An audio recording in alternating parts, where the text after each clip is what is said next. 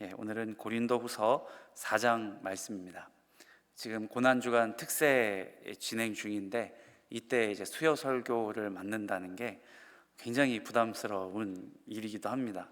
매일매일 이제 말씀 듣고 기도하고 말씀 듣고 기도하시는데 거기다 제가 또 이제 수요 예배 때에 또 설교를 전해야 하니까 어떻게 어떤 설교가 이루어질 수 있을까, 아직 어리고 어설프기 때문에 부담이 많았지만 그래도 고난주간에 매일매일 들으시는 말씀이 홍수처럼 밀려오는 게 아니라 이른 비와 늦은 비처럼 내리는 그 은혜로 주님의 부활과 고난과 부활을 묵상하고 기도하는데 도움이 될 수 있기를 간절히 소망합니다. 바울이 했던 여러 비유들 중에 질그릇에 담긴 보배라는 이 유명한 비유가 있습니다. 그게 오늘 읽으신 고린도후서 본문 말씀에 이 바울이 해놓은 고백입니다. 초대교회에 성령 충만했던 일꾼 이 스데반의 순교와 또 스데반의 순교 이후에 예루살렘에 있었던 교회를 향한 큰 박해, 그리고 그 과정에서 감옥에 갇히고 또 죽임을 당하기까지 했던 수많은 그리스도인들의 삶에 밀어닥친 많은 불행에 사실 청년 사울이 1등 공신이라고 해도 과언이 아니었을 정도로 그 기독교인의 박해에 또 스데반의 죽음에 앞장섰던 사람이었습니다. 그래서 바울이 여러 신약의 이 서신에 써놓은 것이 죄인 중에 괴수다, 만삭되어 내지 못하여 난 자 같은 자다, 모든 성도 중에 지극히 작은 자보다 더 작은 것이 나다라고 고백할 수밖에 없었던 것이 이 자기 삶의 가장 큰 부끄러움이 바로 자신이 가장 사랑하고 또 자신의 인생을 바쳐 헌신하는 교회 안에서 자기가 했던 일들 때문이었던 거죠. 그래서 이런 자기 삶의 가장 큰 부끄러움을 사도 바울이 오히려 오픈하고 또 간증하면서 그렇게 사역을 했던 것이 바울의 선교였고 또 전도였습니다. 그래서 삶의 가장 승승장구하던 때가 이 아이러니하게도 바울에게 있어서는 영적으로 가장 어두운 시기였습니다. 교회를 박해하고 그리스도 예수를 박해하면서 살기가 등등하던 시절에 지은 죄는 후에 회심하고 돌아온 바울이 교회 안에서 사역을 하면서 어쩌면 바울을 가장 힘들게 하는 과거의 짐이었을 것이고 또 어두움이었을 것입니다. 형제들인 유대인들에게는 배신자였고요, 교회 안에 있는 형제 자매들에게는 이렇든 저렇든 미움과 의심을 받을 수밖에 없는 것이 바울이 평생 동안 치렀던 이 죄의 대가였을 것이겠죠. 참 사실 힘들었을 법도 한데 이전의 동료들에게나 또 지금 이 교회 형제 동료들에게나 오해를 받고 좋은 소리를 못 듣는 게 힘들 법도 한데 사도 바울은 그리스도 예수 안에서 참 씩씩하게 사역을 했었습니다. 고린도후서라고 하는 이 서신 자체가 이 고린도 교회 안에 있었던 여러 가지 오해와 우려에 대해서 자기 자신을 비롯해서 바울 자신을 비롯해서 함께 동행하는 사역자들의 이 직분과 사명을 변호하기도 한 이 서신서였거든요. 바울에게는 일종의 이 배신자 혹은 변절자의 프레임이 씌워져 있었습니다. 특히 유대적인 색채가 강했던 예루살렘 교회에서는 도저히 바울을 받아들이지 못했고요. 그래서 이방인 교회였던 안디옥 교회에서 오히려 바울을 선교사로 파송하는 그 모습을 보여주지 않았습니까? 예수님의 제자들이 포진하고 있던 예루살렘 교회와는 약간 결이 다른 듯한 바울의 출신과 또 그 삶의 유별난 족적들이 사람들로 하여금 바울을 자꾸 의심하게 만들지 않았을까 이 생각을 하게 되었습니다. 그래서 바울이 더더욱이 자기 자신을 변호하고자 자기 하나님께서 또 예수님께서 자신을 택하시고 사도로 세우신 그 사도권을 더욱더 적극적으로 변호해야 했기 때문에 예수 그리스도를 만났던 이 다메섹의 간증을 더 할 수밖에 없었던 게 아닌가, 이런 생각을 했었습니다. 고린도후서 4장 5절 말씀에 이런 이야기가 있습니다. 우리는 우리를 전파하는 것이 아니라 오직 그리스도 예수의 주 되신 것과 또 예수를 위하여 우리가 너희의 종된 것을 전파함이라 라고 했습니다. 자기 자신을 변호하고자 자기 이야기를 오픈하고 꺼냈어야 했는데, 그러다 보니까 자기 이야기를 하는 것이, 왜 바울 저 사람은 예수를 전한다고 하면서 자기 이야기를 자꾸 하나, 이런 얘기를 들었던 것 같습니다. 그런데 자기 이야기를 이렇게 한 것이 내가 이렇게 대단한 사람이라는 것을 전하고자 하는 목적이 아니라고 말하고 있습니다. 오직 그리스도 예수의 주 되신 것과 예수를 위하여 또 고린도 교회 성도들의 종으로 세워진 것을 전하게 하려고 한다는 거예요. 그리고 그 다음에 오늘 읽으신 6절 말씀이 이어서 나오는데요, 어두운 데 빛이 빛이라 말씀하셨던 그 하나님께서 예수 그리스도의 얼굴에 있는 하나님의 영광을 아는 빛을 우리 마음에 비추셨느니라 라고 이야기를 하고 있습니다. 바울에게는 바리새인으로 살았던 자신의 과거가 어두움이었을 겁니다. 그리고 함께 동행하는 사역자들 역시도 마찬가지죠. 이방인으로 나고 이방인으로 자라서 예수를 모르고 살았을 그때를 어두움으로 이야기할 수 있는 겁니다. 그런데 사도 바울이 이것을 창세기 1장의 창조 이야기와 이렇게 연결지어요. 고린도후서 4장 6절에 어두운 데에 빛이 있으라 말씀하셨던 하나님이라고 한 것이 이 창조 때의 이야기를 하시는 거죠. 그 하나님께서 예수의 얼굴에 있는 하나님의 영광을 아는 빛을 우리 마음에 비추셨느니라 이야기를 합니다. 바울에게나 함께 사역하는 이 동역자들에게나 과거에 예수는 하나님이 아니었습니다. 예수를 믿지 아니하였죠. 예수님을 몰랐고 예수님을 부인했고 바울은 예수님을 핍박하기까지 했습니다. 그런데 마치 태초에 있던 어두움에 하나님의 창조의 빛이 비추인 것처럼 바울과 이 이방인들의 인생의 어두움에 예수 그리스도가 곧 하나님이신 것을 알게 하는 그 성령의 빛이 불현듯 비추어졌다라고 고백을 하고 있습니다. 그리고 그 빛을 비추어 주신 이가 하나님이시라고 말씀을 하고 있는 거예요. 이 바울이 회심 과정에서 다메섹 도상에서 실제로 하늘로부터 내린 빛에 이 눈이 멀기까지 하지 않았습니까? 그러니까 예수를 만난 것, 예수가 그리스도라고 알게 된 것은 우리들에게, 자신들에게 비추인 하나님의 빛이고, 박해자요 폭행자로 살던 자신과 우상 숭배자로 살던 이방인 동역자들에게는 과거의 부끄러움과 어두움이 예수 그리스도를 만난 것을 설명할 수밖에 없는 간증이 된 겁니다. 그래서 많은 박해와 고난에도 씩씩하게 자신의 이야기를 더 할 수 있는 이 내면의 힘이 되어준 겁니다. 그래서 7절에 그것을 이렇게 설명을 하고 있습니다. 유명한 이야기입니다.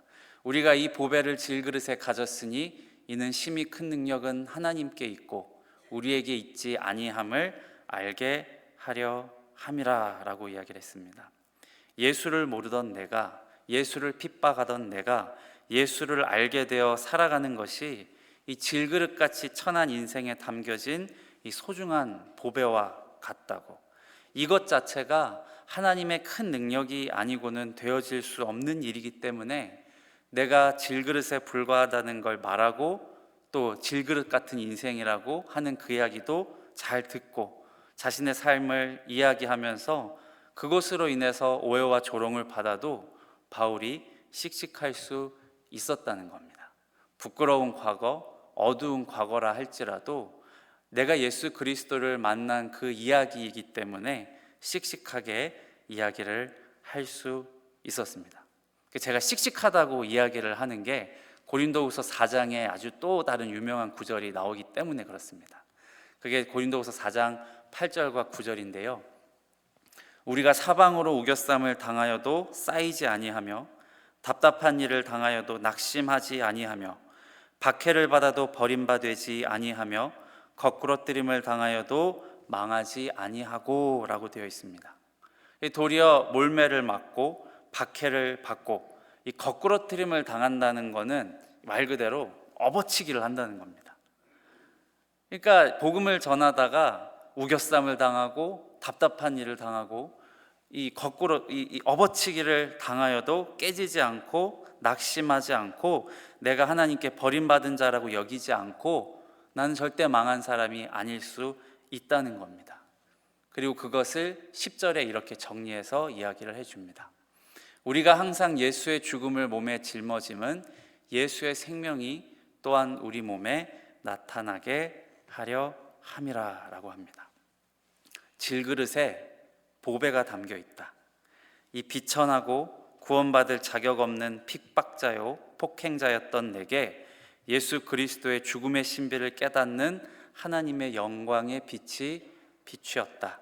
생명을 낳는 십자가 고난의 신비를 아는 이 보배와 같은 복음이 질그릇 같은 내게 담겨져 있으니 예수의 죽음을 몸에 짊어지며 내가 몰매를 맞고 조롱을 당하고 박해를 받고 심지어는 업어치기를 당해서 땅에 내다 꽂혀지는 경험을 해도 예수의 생명이 오히려 그 안에서 나타나기에 난 괜찮다, 이렇게 이야기를 하고 있는 겁니다. 이 고린도후서는 바울과 동역자들의 자기 변호의 이야기인데 정말 기가 막힌 이야기를 하고 있는 것이에요. 그 11절에는 더 노골적인 표현을 담고 있습니다. 우리 살아있는 자가 항상 예수를 위하여 죽음에 넘겨짐은 예수의 생명이 또한 우리 죽을 육체에 나타나게 하려 함이라 라고 하고 있습니다. 제가 17살 때 처음으로 성경책을 펴서 마태복음부터 찾아 읽기 시작을 하다가 어려운 부분 넘어가고 하는데 고린도후서 4장의 이 본문을 만나고서는 도무지 이해가 되지 않았습니다. 꽤 오랫동안 이 구절이 너무나 난해한 구절로 저에게 남아 있었습니다. 죽음이 내 안에 있는데 생명이 저쪽에서 역사한다는 소리는 대체 무슨 소릴까? 바울에게는 나의 죽음이 선명할수록 예수의 생명이 더 드러나는 역사가 있었던 거예요. 반대로 얘기하자면 내가 살려고 하면 할수록 예수의 생명이 희미해져 간다는 이 의미가 되죠. 수치와 부끄러움을 당하지 않으려고 숨기고 감추고 애를 쓰면 쓸수록 내 체면을 지키고 내 안에 어두움을 감추고 자존심을 지키려고 중무장을 하고 버티면 버틸수록 예수의 생명이 그 사역 안에서 나타나지 않게 되었다는 이야기입니다. 성도님들께서 예수 그리스도를 만난 그 이야기를 하려면 꼭 뭔가 한 가지 있지 않으십니까? 제가 이 설교를 준비하면서도 이게 너무 내 관점일까? 라는 생각이 들었는데 저는 사실 성도님들과 이야기를 하고 교제를 나눌 때에 꼭 듣고 싶은 이야기가 예수님을 만난 이야기입니다. 예수님을 어떻게 만나셨는지, 그 예수님을 만난 그 과정에서 그 삶의 모든 스토리가 함축되어서 나타나거든요. 바울이 예수 그리스도를 만난 그 짧은 이야기 속에 바울의 삶이 어떠하였고 어떤 와중에 예수님을 만났고 그 후에 어떻게 예수 그리스도를 섬겼는지 알게 되는 것처럼 예수 그리스도를 만난 이야기를 들을 때면 그냥 예수님이 날 만나 주셨어요 하고 하는 이야기로 끝나지를 않습니다. 망한 이야기, 외로웠던 이야기, 또 아팠던 이야기, 절망하고 좌절하고 또 다른 면에서는 세상 좋은 것, 즐거운 것, 아쉬울 것 없이 쫓고 즐기며 살았던 그 정욕의 이야기, 이런 것들이 없이는 사실은 예수 그리스도를 만난 이야기를 아무리 잘하고 포장을 하려고 해도 뭔가 중요한 설명이 빠진 느낌이 드는 거죠. 근데 그거를 이제 만난 지 얼마 안 된 젊은 부목사한테 해줄 수 없으니까 좋은 때에 주님이 만나 주셨습니다, 이렇게 얘기를 하시는 거일 수도 있어요. 담임 목사님께서도 설교 때 여러 번 말씀하신 것처럼 이 체면 문화라는 게 있죠. 이 수치 문화라는 게 있습니다. 왜 그 사극 드라마 보시면 양반들이 종농들 앞에서 조금 망신당했을 때 하고 이제 고개 탁 돌리고 가는 그거를 체면을 세운다라고 이야기를 하죠. 이 체면을 세운다는 말은 사실은 수치가 다 드러났는데, 부끄러움이 드러났는데 급히 옷깃을 여미면서 그 수치를 가리고 모른 척한다는 의미가 담겨져 있습니다.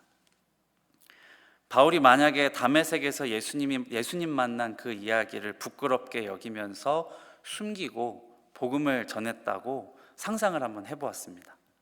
이 살기등등한 핍박자였던 자기 자신의 그 어두운 과거를 숨기고 또 괜히 말해 부스럼이지 긁어 부스럼이지 내가 교회를 핍박했던 얘기를 교회 다니는 사람들한테 해서 좋을 게 뭐 있어 라고 하면서 체면을 앞세워서 자기의 떳떳한 모습만 내세우며 이 복음을 전하려 한다고 이 가정을 한번 해보았어요. 제 머릿속으로 이렇게 얘기를 할 것 같았어요.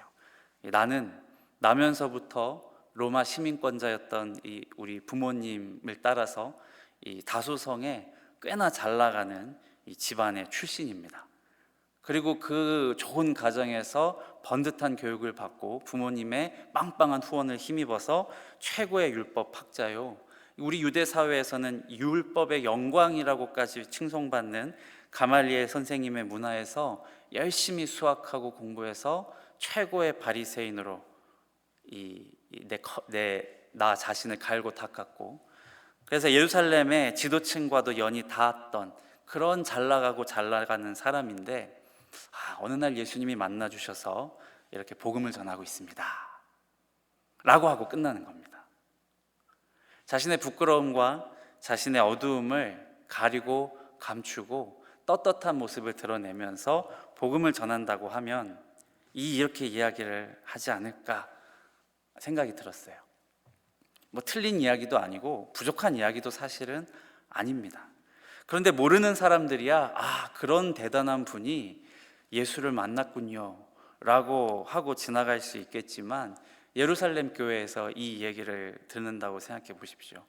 예루살렘 교회에서 사도 바울로 말미암아서 감옥에 갇히고 고문을 당하고 심지어는 죽임까지 당했던 그 피해자들의 가족들이 피켓에 살인자 사울은 사도직에서 사퇴하라, 내 아들 살려내라 써가지고 우르르 몰려오지 않았겠습니까? 그리고 사울의 동기 바리새인들이 또 우르르 몰려와서 바울의 멱살을 붙잡고 흔들었을 것 같아요. 그리스도인들 싹 잡아오겠다고 허가증까지 받아서 그 먼 길 떠나더니 다메섹에서 정신이 이상해져 가지고 동족을 배반하고 민족을 배반하고 있냐 하면서 망신을 당하고 욕을 먹었겠죠. 자신의 어두움을 감추고 싶어도 감춰지지가 않는 겁니다. 체면을 세우면서 주께서 날 만나주신 내 어두움을 감추고 예수를 믿자고 누군가한테 전한다고 하는 것이 무언가 어색하고 사실 조금은 허전합니다. 복음을 전할 때에 뭔가 잘하고 있는 걸까라는 그 생각이 들 때에는 예수 그리스도께서 나를 만난 그때의 이야기를 배제하고서 그저 좋은 이야기만 하기 때문에 그 허전함이 느껴질 수밖에 없는 것 같아요. 내가 비천한 죄인인 것을 인정하고 주 예수의 왕되심과 주되심 앞에 몸을 숙이는 것이 우리의 믿음이고 예수 그리스도를 믿고 살아가는 우리의 신앙인데, 하물며 그 믿음의 도를 전하는 복음을 전하는 데에서 나의 죄인됨의 고백이 빠지면 무언가 싱거운 전도가 되는 거예요. 그래서 체면을 차리려고 하면 예수 믿기도 참 어렵고 예수를 전하기가 참 어려운 것 같습니다. 예수의 고난과 죽음이 이 질그릇 같은 인생에 담겨져야 예수의 생명, 그 보배가 나타나게 됩니다. 이미 알고 계시고 또 여러 번 들으신 이야기이시겠지만 예수를 믿는다는 것, 나는 그리스도인입니다 라고 이야기하고 있는 거는 그저 나라는 사람을 이야기해주고 나라는 사람을 포장하고 꾸며주는 수식어가 아니고 나는 예수를 믿습니다, 나는 그리스도인입니다 라고 하는 것은 그 자체가 나의 정체성이 되는 겁니다. 나는 내가 죄인인 것을 인정하고 그 모든 죄가 예수 그리스도 앞에 다 드러난 채 예수께서 그 죄를 위하여 십자가에 못 박혀 죽으셨다는 것을 알고 믿고 고백하는 사람입니다 라고 하는 나의 정체성을 내가 예수를 믿습니다, 나는 그리스도인입니다 라고 하는 말 안에 담아 놓는 겁니다. 예수 믿지 않는 저희 그 외삼촌께서 자주 하신 말씀이신데, 그 세상 말로 의지가 박약해서 예수를 의지한다, 이렇게 많이 말씀 듣지 않으십니까? 저는 그 말을 예수 믿지 않는 친척들에게서 많이 들었습니다. 더더군다나 목회자다 보니까 나도 의지 박약하면 예수 믿을 수 있어, 이런 얘기까지 종종 들었습니다. 근데 그런 얘기를 들을 때마다 사실 말 자체는 기분이 좀 상하고 자존심도 상한 이야기입니다만은 정확한 말입니다. 대쪽 같은 의지와 신념은 내 안의 어두움과 수치를 내가 극복하고 정복할 수 있는 것이라고 여기게 만들고, 그 부끄러움을 모른 척하도록 그 눈을 가리게 됩니다. 질그릇인데 난 금그릇이다, 난 금그릇이다, 이렇게 금그릇 흉내를 내게 만드는 겁니다. 근데 참 금그릇 같은 인생을 살았던 바울은 자기 자신이 질그릇 같은 인생인 것을 숨기지 않았습니다. 마치 태어나면서부터 이 로마 시민권을 가지고 태어나서 바리새인으로 인생의 엘리트 코스를 받은 유대인으로 살았던 것이, 태어나면서부터 거룩과 경건을 쫓아서 흐트러짐 없는 삶을 살았기 때문이라고 자기 자신을 미화한 적도 없습니다. 바울이 복음을 전하면서 마치 망한 자처럼 여김을 받고 세상의 구경거리와 더러운 것과 이 찌꺼기 같은 오물 같은 취급을 받았어도 그 내 안에 예수 그리스도의 생명, 그 보배를 담고 있기 때문에 내가 마땅한 그리스도의 일꾼이며 하나님의 비밀을 맡은 자라는 그 드높은 자존감이 그 안에 생겨서 고린도 교회 성도들한테 거리낌 없이 그 이야기를 했습니다. 12절에 이렇게 그래서 이야기를 합니다. 그런즉 사망은 우리 안에서 역사하고 생명은 너희 안에서 역사하느니라. 바울과 동역자들이 당하고 있는 이 사망의 고난이 생명의 열매를 맺어서 고린도 교회 공동체 안에서 역사하는 것이라고 이야기를 하고 있습니다. 예수님께서 고난당하시고 버림받으시고 십자가에 달려 그 수시간 동안 말로 다 할 수 없는 고통과 수치를 당하셨다가 죽으셨습니다. 그런데 하나님께서 예수님을 다시 살리셨고, 부활하신 예수님은 실패하고 도망간 제자들을 다시 불러 모으셔서 성령을 주시고 사도로 세우셔서 그들을 통해 교회를 세우셨습니다. 예수의 생명이 주의 몸된 그 교회를 통해서 이 세상에 전해지게 하신 겁니다. 제자들도 질그릇이고 그 제자들로 말미암아 세워진 교회도 질그릇 같지만, 그 질그릇에 담겨진 예수 그리스도의 죽음과 생명, 그 보배로움으로 말미암아서 우리가 이 보배를 담아놓은 질그릇이 된 거예요. 예수님께서 완성하신 구원은 우리가 고난주간을 보내며 그 마지막에 부활절을 맞이하는 것처럼 고난과 죽음, 십자가의 죽음이 없이는 예수 그리스도의 구원은 설명이 되지 않습니다. 사망이 우리 안에서 역사하고 생명은 너희 안에서 역사합니다. 제자들의 실패와 못남은 그 비워져 버린 자기 확신의 자리에 가득 들어와서 채워주신 성령의 충만함으로 바뀌어서 생명의 열매를 맺었습니다. 그래서 우리가 잘 알고 보고 있는 것처럼 성경 안에는 하나님께 택함받은 자들, 또 하나님께 쓰임받는 사람들의 고난과 죽음과 사망이 계속해서 등장하고 그것들이 미화되지도 않고 있습니다.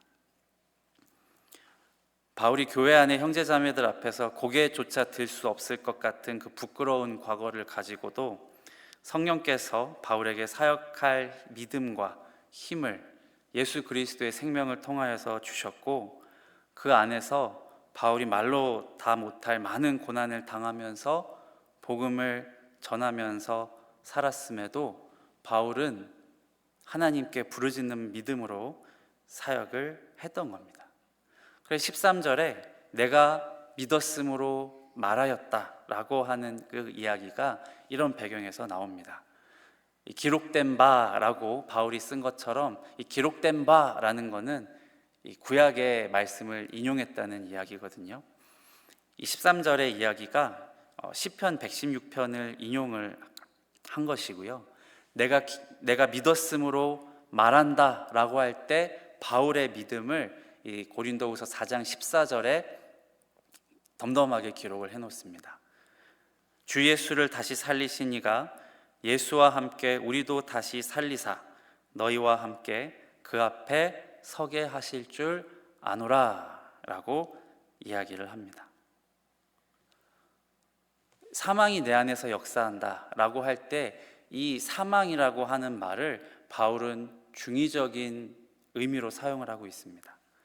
바울과 동역자들 안에서 역사하는 사망은 실제로 숨이 끊어져 죽는 것, 그 죽음 그 자체를 말하기보다는 마치 죽는 것과 같이 나를 죽일 듯이 달려들고 있는 그 고난과 아픔, 고통, 박해와 핍박을 말하는 것입니다.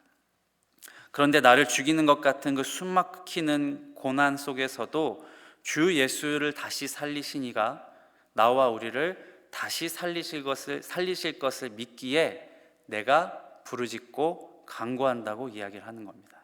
내가 믿었으므로 말하였노라 라고 하는 그 고백을 하는 것이에요. 죽음을 이처럼 중의적인 의미로 사용하는 것처럼 바울에게 부활은 또한 먼 미래에 내 죽은 몸이 다시 살아나는 그 단회적인 미래의 한 시점, 그 사건만을 의미하지 않습니다.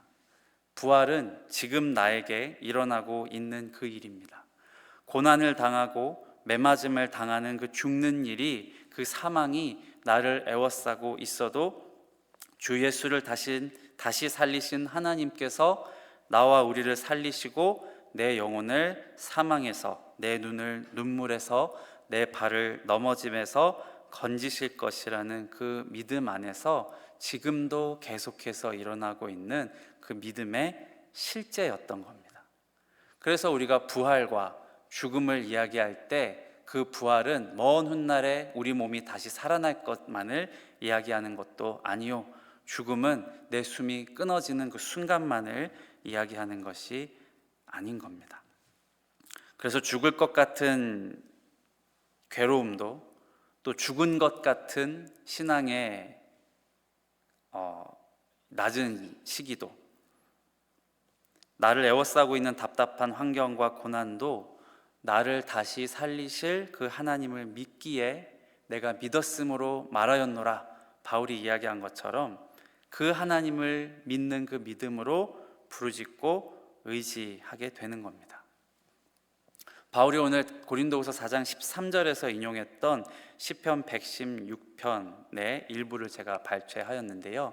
시편 116편 7절과 8절입니다. 한번 같이 읽어보시겠습니다. 시작. 내 영혼아 내 평안함으로 돌아갈지어다. 여호와께서 너를 후대하심이로다. 주께서 내 영혼을 사망에서, 내 눈을 눈물에서, 내 발을 넘어짐에서 건지셨나이다 라고 이야기하고 있습니다. 바울이 이 시편 116편을 짧게 인용했지만 사실 바울이 하고 싶었던 말은 시편 116편 전체의 이 이야기인 거예요. 주께서 내 영혼을 사망에서, 내 눈을 눈물에서, 내 발을 넘어짐에서 건지셨나이다. 예수 그리스도의 구원은, 우리의 부활은 먼 훗날 하나님의 그 때에 일어날 일이기도 하지만 지금 나의 삶 속에서 실제로도 일어나고 있는 내 믿음의 실제인 것이에요. 그래서 이 고난주간과 부활주일이 우리의 영혼과 육신의 어려움, 또 때로는 사망으로 둘러싸인 것 같은 모든 환경에서 우리를 다시 살리시는 그 지금도 실제하는 부활을 경험하는 그런 시간이 될 수 있기를 소망합니다. 그렇게 믿고 바울의 말처럼 숨김없이, 거리낌 없이 또 믿음으로 말하고 선포하셨으면 좋겠는데요. 아까 보신 이 고린도후서 14장 14절 말씀을 바울이 내가 믿었으므로 말한다 라고 했던 것처럼 내 삶에서 지금도 부활이 일어나고 있다는 것을 믿는 그 믿음으로 한번 크게 봉독하였으면 좋겠습니다. 함께 읽으시겠습니다. 시작. 주 예수를 다시 살리신 이가 예수와 함께 우리도 다시 살리사 너희와 함께 그 앞에 서게 하실 줄을 아노라. 아멘. 기도하겠습니다.